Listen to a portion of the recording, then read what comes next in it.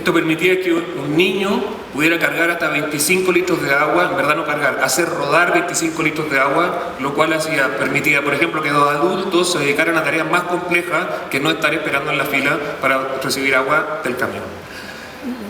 Por lo tanto, a un día de plazo, emergencia sanitaria.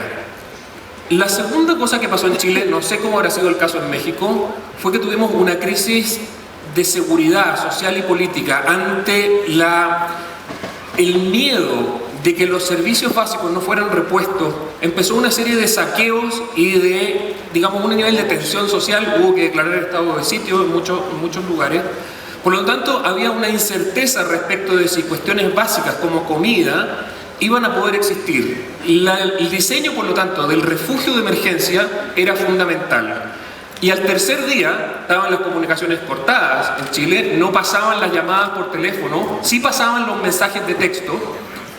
Nos preguntamos, ¿podemos diseñar por mensaje de texto, que es lo único que pasa, para que la instalación de los refugios de emergencia pueda no caer en el mismo error que habíamos caído antes? Nosotros aprendimos en el año 2007, en el norte, en la ciudad de Tocopilla. Probablemente no han escuchado hablar nunca de Tocopilla. El desierto es lo que en general se reparte. Naciones Unidas habría repartido carpas. Pero lo que aprendimos en Tocopilla, nos tocó ir a Tocopilla apenas ocurrió el terremoto, fue la instalación de viviendas. Se hacía de esta manera: unidades de 3 por 6 metros que tienen una puerta, no tienen ventanas, solo puerta, que se instalaban espalda contra espalda y las puertas dando esta especie de lugar común entre ellas. Y lo que nos pareció que era, al mismo costo, podía ser una diferencia gigantesca en la instalación de los refugios de emergencia, era la misma cantidad de mediaguas, con la misma separación. En vez de poner la espalda con espalda, es poner las puertas, los accesos, dando a la espalda de la próxima. Eso significa que cada espacio inmediatamente afuera de ese refugio de emergencia tiene dueño.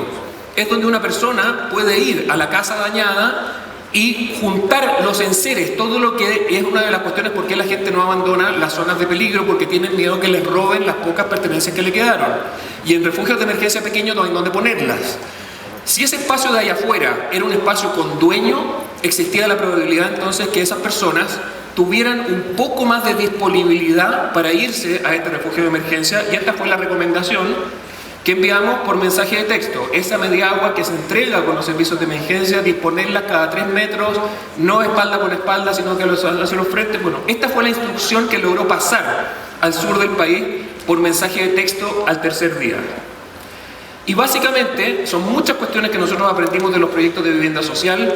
La manera de organizar un grupo de familias no debiera superar las 20 o 25 familias, porque superado ese tamaño no se pueden mantener los acuerdos sociales. Y comprar paz social era una de las cuestiones fundamentales en estos primeros momentos de emergencia. Organizados en torno a patios, lo que permite un nivel de asociatividad, que luego también, con el cual es más fácil dialogar en el proceso de construcción. La instalación de un baño y una cocina comunitaria y no resolver el problema del baño de manera individual también se hacía más abordable.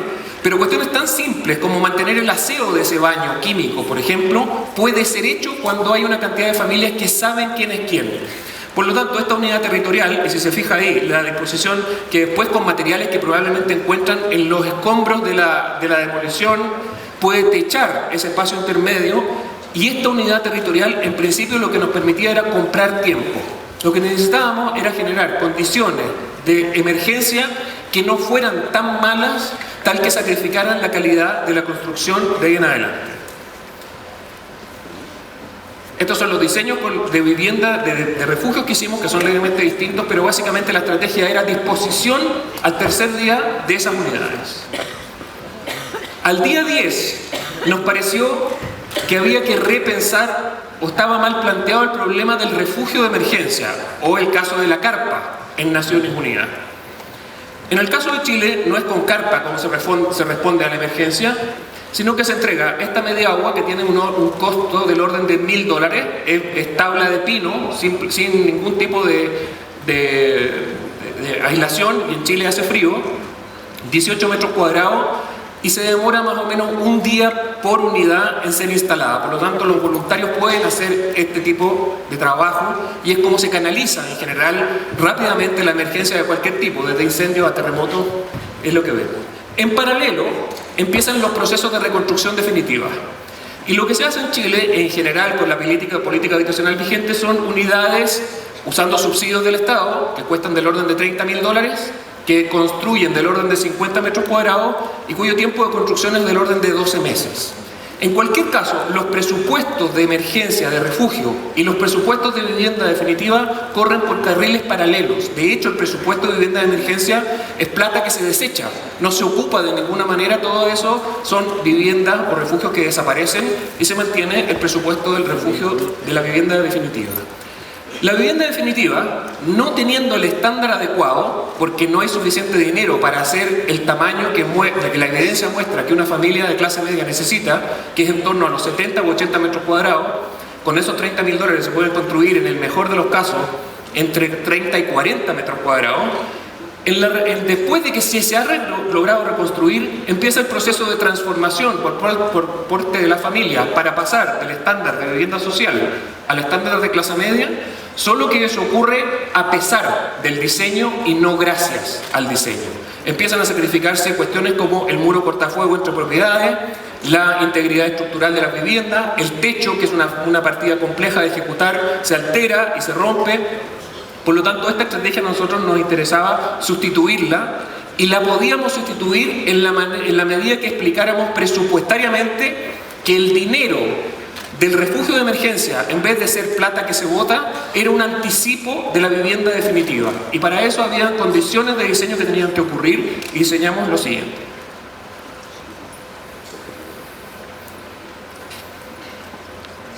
Primero, con aislación térmica. Sabíamos que íbamos a tener que pedirle a las familias que aguantaran un par de inviernos. Y sin aislación térmica, eso simplemente no era posible. Uno teóricamente puede esperarlo, pero no iba a ocurrir.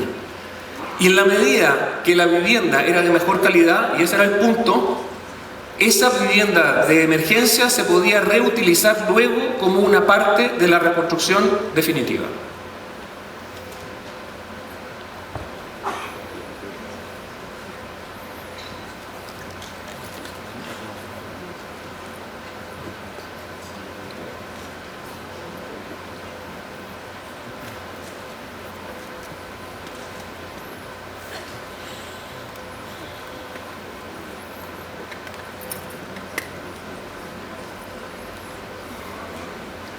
Este, de hecho, es el proyecto que se hizo en Monterrey.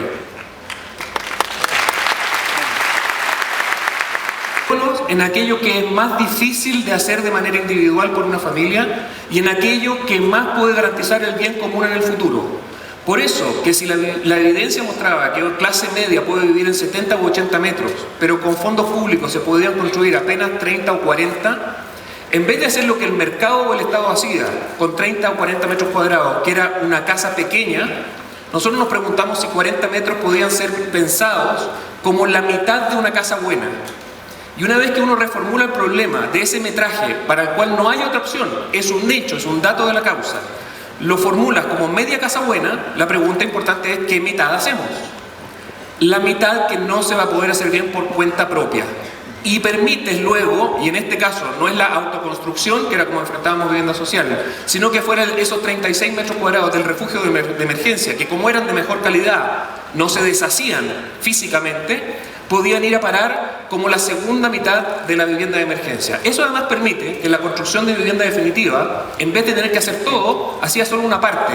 Por lo tanto, se podía hacer en 9 meses en vez de hacerla en 12 meses. El punto es que ese refugio de emergencia era más caro, ¿sí? $3.000 en vez de $1.000, pero no se botaban a la basura, sino que iban a sumar al presupuesto de hacer media casa buena, que es más barato que hacer la vivienda social típica, cuesta $20.000. La suma de ambos, $23.000, es menos que los 31.000 típicos, pero la típica se queda en 50 metros, la otra en cambio pasa más o menos rápido de los 42 iniciales a los 78, que sabemos que es el estándar de clase media, y todo esto puede ser hecho en bastante menor tiempo. Por lo tanto, el diseño del refugio de emergencia lo que buscaba era ganar este tiempo para no tener que enfrentarnos al dilema, lo hacemos rápido o lo hacemos bien, que es una de las cuestiones típicas que ocurre cuando uno está en circunstancias de crisis. Esto fue el tipo de cuestiones que nos autopusimos como condiciones de diseño para enfrentar el verdadero encargo, que era el plan de reconstrucción sustentable de la ciudad de Constitución, para el cual se nos dio 100 días. Constitución era una ciudad al sur de Santiago que fue afectada no solo por el terremoto, sino además por el tsunami. Por el Océano Pacífico llegaron olas de 12 metros a la planta y luego por el río Maule entraron hacia la ciudad de Constitución olas de 6 metros de alta. Este es el catastro de demolición de la ciudad. 80% del plan de la ciudad tenía que poderse rehacer.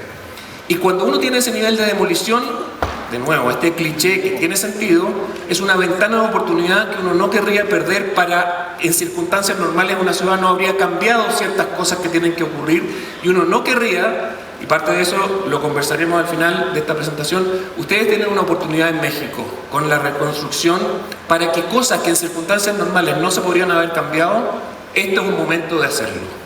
En el caso de Constitución, habían varias cuestiones y es importante hacer aquí una distinción.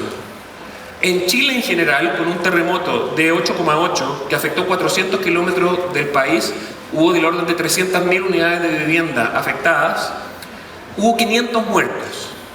De esos muertos, 100 fueron por terremoto, los otros 400 fueron por tsunami. Los 100 de terremoto, que es relativamente bajo, se explica, y esto quizás es una de las cuestiones que me interesa poder compartir con ustedes, es que hay una normativa en Chile, la NSH 433 de diseño sísmico, que es muy inteligente porque permite salvar vidas a bajo costo. Sabemos en el mundo cómo generar estructuras resistentes pero a alto costo, sería la normativa de Japón. Y si uno importa una normativa como esa, es más teórica que práctica, porque efectivamente si se cumple la norma garantiza que no hay roturas en la estructura y se salvan vidas, pero como es tan caro hacerla, nadie cumple y todo el mundo se salta la normativa. Y la gracia de la norma chilena, de todos estos aprendizajes que hemos hecho, del terremoto del 39, del 60 en el sur, del 85, que fue el mismo año de ustedes, en la zona central, y del 2010, es que el diseño acepta que haya rotura de las estructuras, pero no colapso. Básicamente el problema de un sismo es que le entra una cantidad de energía a una estructura que tiene que poder ser liberada. Y cuando esa cantidad de energía es demasiada y una estructura no la puede liberar por movimiento en su rango elástico, libera una estructura por medio del movimiento, esa energía que le entra, no le queda otra que romperse. Y el diseño sísmico chileno acepta que se rompa la estructura para liberar esa energía, pero no que colapse. Esto es un festín para los medios de comunicación porque van después del terremoto y muestran una cantidad de estructuras todas dañadas que hay que demoler como si fuera un error, como si estuvieran mal construidas. Están diseñadas para que se rompan y hay que efectivamente demolerlas, pero salvaron vidas. Básicamente eso se explica cuando hay estas roturas en X que uno ha visto mucho, son muros que se están moviendo, es un caso típico de rotura de estructura que libera por ese medio la energía. Tiene una gracia cuando uno diseña con estructura de muros, que es distinto el caso de Chile del caso de México. La estructura de muro tiene un periodo de vibración distinto al del suelo. Esta es otra cuestión que aprendimos. Tenemos que conocer los periodos de vibración del suelo. En general en Chile no estudiábamos la mecánica del suelo, hacíamos estructuras que en sí mismas fueran resistentes. Y uno querría que el periodo de vibración del suelo no coincidiera con el de la estructura porque si entran en resonancia es donde se produce el mayor daño. En cualquier caso, la estructura de muro como esta, aun cuando se rompe, no colapsa. A diferencia de la estructura de pórtico, que es la que en general se usa en México, pilar y viga, que una vez que pasa el umbral elástico, colapsa.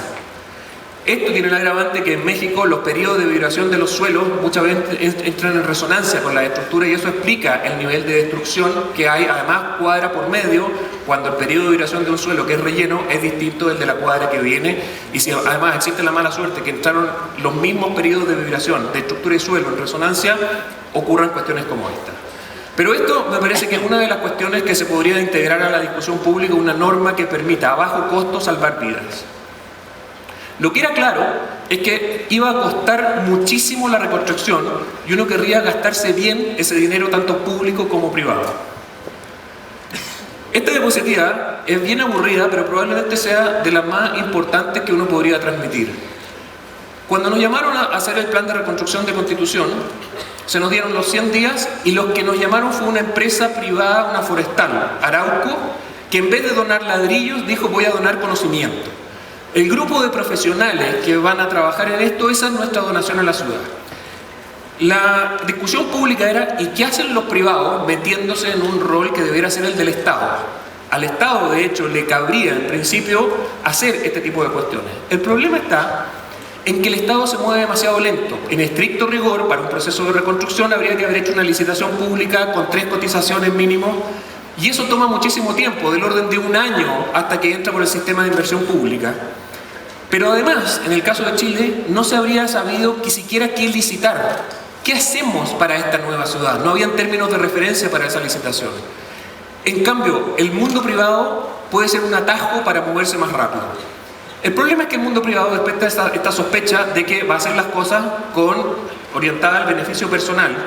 Por lo tanto, una primera cuestión que tuvimos que hacer desde el momento en que se nos llamó a colaborar en la reconstrucción fue que en vez de nosotros reportarle a los que nos pagaban el cheque, fue inventar y diseñar un cliente, un consorcio al que se le reportaba y que eventualmente las conclusiones podían ser incluso contra los intereses de quien pagaba, hacía la donación de conocimiento. Esta fue la única regla o la única condición que pusimos para trabajar en la reconstrucción.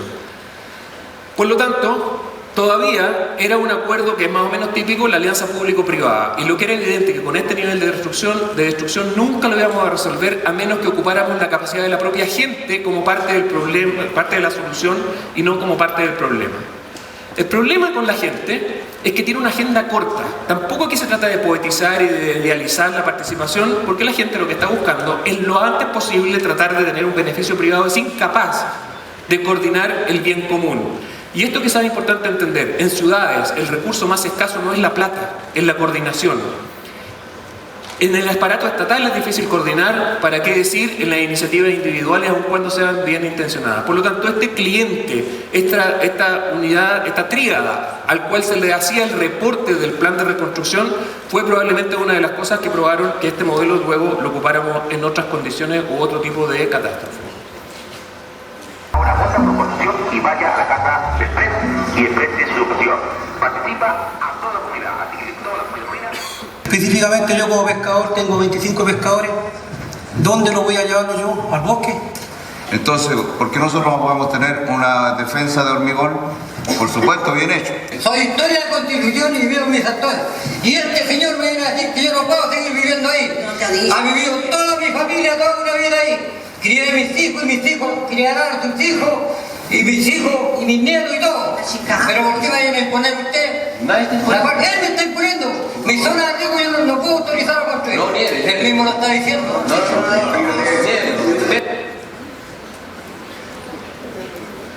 Es más o menos evidente que por participación no tiene nada de romántico, de hippie, pensemos juntos el futuro de la ciudad. Aquí hay cuestiones bastante significativas puestas en juego. Por lo tanto, nuestra noción de participación son estas 4 cosas. En primer lugar, informar y comunicar restricciones. Al otro lado de la mesa hay adultos que entienden que los problemas no se resuelven a costos infinitos ni con restricciones infinitas.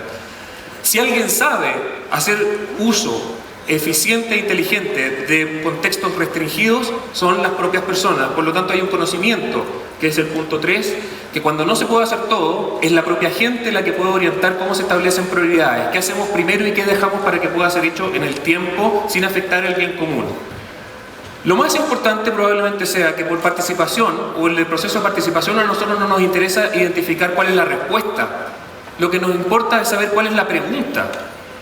Muchas veces lo que ocurre es que se contesta bien la pregunta equivocada y de la participación uno querría identificar cuál es el verdadero problema que se nos pide resolver aquí y finalmente canalizar los recursos de las propias personas en el proceso de reconstrucción. Producto del proceso de participación, lo que identificamos fue, la gente dijo, mire, gracias por venir a ayudarnos con el tsunami, pero el verdadero problema de esta ciudad, no sabemos cuándo va a ser el próximo, todos los años nos inundamos porque no está bien hecho el manejo de aguas lluvias, los esteros que llevan agua al río. Lo que hagan, háganse cargo de la inundación de todos los años por lluvia. Hicimos los mapas, los mapeos efectivamente de las inundaciones, distintas épocas, distintas alturas del río. Segunda cuestión, dijeron la gente, lo que hagan, asegúrense que nuestro estándar de espacio público va a mejorar. No sabían bien, medimos el espacio público, habían del orden de 2,2 metros cuadrados de área verde por habitante, la recomendación internacional es de 9 metros cuadrados de área verde por habitante, los barrios ricos de Santiago tienen 18, Londres tiene 44 metros cuadrados de área verde por habitante. Y es en el espacio público donde ocurren finalmente las interacciones que hacen que las ciudades sean organismos positivos en vez de bombas de tiempo sociales. Finalmente, y esto importa, he dado vuelta a la pregunta de la identidad y entiendo que en México importa mucho si se reconstruye conservando o no la construcción como había sido hecha en alguna época. Sin nostalgia, lo que la gente dijo, miren, qué pena que se cayeron las construcciones antiguas que claramente en Chile no tienen la calidad que tienen en México. Chile fue capitanía general, México era virreinato, es otro mundo el de la construcción antigua. Pero en cualquier caso, la gente dijo, la identidad de esta ciudad no son las construcciones, no es la arquitectura, es la geografía. Lo que da origen a esta ciudad es el río. Y el río, con el tiempo, se había privatizado y era propiedad de 15 familias que no permitían un acceso al río. Lo que hagan, vuelvan a recuperar la verdadera identidad de la ciudad, que es el acceso democrático al río. Por lo tanto, lo que obtuvimos del proceso de participación fue que la pregunta tenía que tener al menos 4 dimensiones. Hubiéramos inaugurado nosotros un proyecto, 1 o 2, que solo protegiera de tsunami, lo más probable es que el día de la inauguración habríamos obtenido reclamos, abucheos de parte de la gente porque habríamos contestado bien la pregunta equivocada. Entre la ciudad y el mar, un bosque que introduzca cabos en la masa de agua que se mueve y que logre reducir del orden del 50% esa energía que se mueve al interior de la ciudad. Ese bosque entre ciudad y océano costaba 48 millones de dólares, por lo tanto era el más caro de todas las alternativas en juego. Pero dado el buceo que hicimos en los 20 primeros días en el sistema de inversión pública, lo que descubrimos es que había 3 proyectos al menos en el mismo lugar donde se podría haber construido el bosque, la suma de los cuales era 52 millones de dólares, sin que ninguna repartición pública supiera de la existencia del otro proyecto. A esto me refiero que el recurso escaso en ciudad es coordinación y no dinero. Por lo tanto, contestando la pregunta correcta de manera coordinada, ¿y qué es el poder del diseño? El poder de síntesis, de hecho se ahorraron 4 millones de dólares que ya estaban aprobados en el sistema de inversión pública. Y esto fue entonces la propuesta que finalmente se llevó adelante y que se comunicó con la familia, más una cartera de proyectos, un conjunto de iniciativas que buscaban no perder esta ventana de oportunidad. Lo que viene después es la implementación de esa idea que se demoró 100 días en estar. Y esa es la parte compleja. El proceso de participación no es solo una especie de voluntad democrática de incluir a las personas, sino que es la única manera de garantizar que ese sea el mismo plan que se ejecute después con administraciones políticas distintas. Desde el terremoto hasta ahora vamos en el tercer presidente, no sé cuántos gobernadores, no sé cuántos alcaldes, los únicos que siguen en la mesa, que son los mismos del día 1, son esa comunidad organizada y la garantía de continuidad, por lo tanto es una de las grandes virtudes de un proceso de participación bien conducido. Si Constitución antes de tsunami era así, y después del tsunami era así, esto es una nota al margen. La isla al frente de la ciudad, nosotros teníamos modelos matemáticos y de laboratorio, de una cuestión empírica. La isla al frente, con esos bosques de árboles, redujo el tamaño de las olas de 12 metros a 6 metros, por lo tanto había una doble entrada a un problema que de alguna manera no se había implementado hasta entonces en el diseño urbano en Chile. Y ese es el plan que está en implementación, así se veía en el año pasado. A esta altura del partido ya tenemos las lagunas de laminación de agua y la rediseño de los esteros para evitar las inundaciones, y así esperamos que se vea de aquí a 10 años más. Más un conjunto de proyectos de la cartera total de proyectos. Voy a simplemente pasar.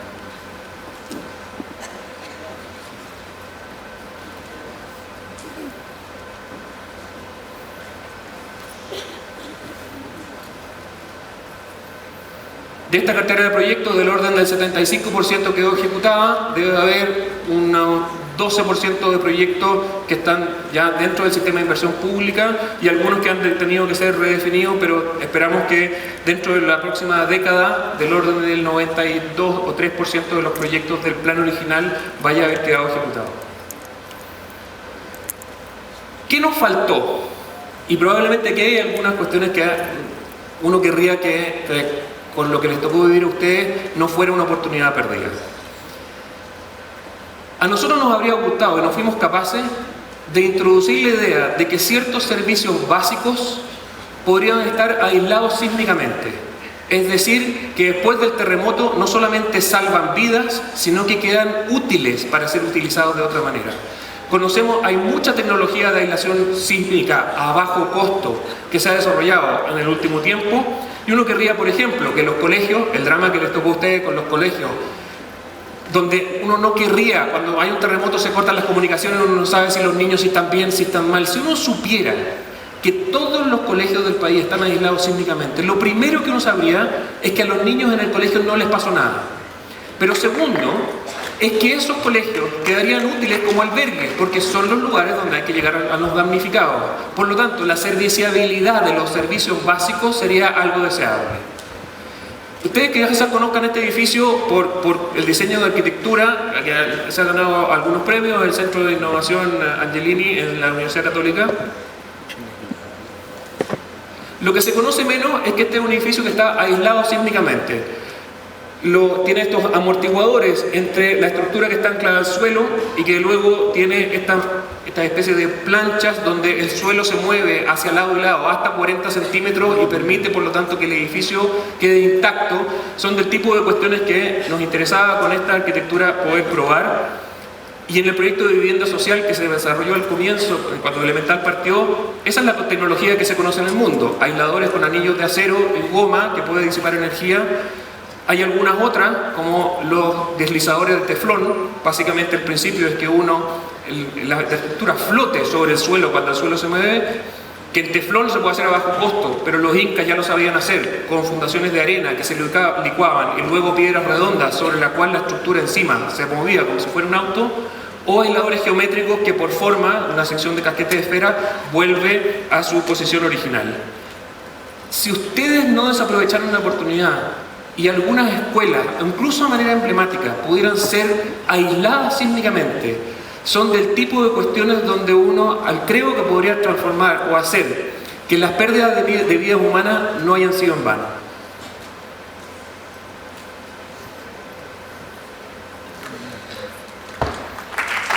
Bueno, faltaba una idea, pero aquí lo dejo. Muchas gracias.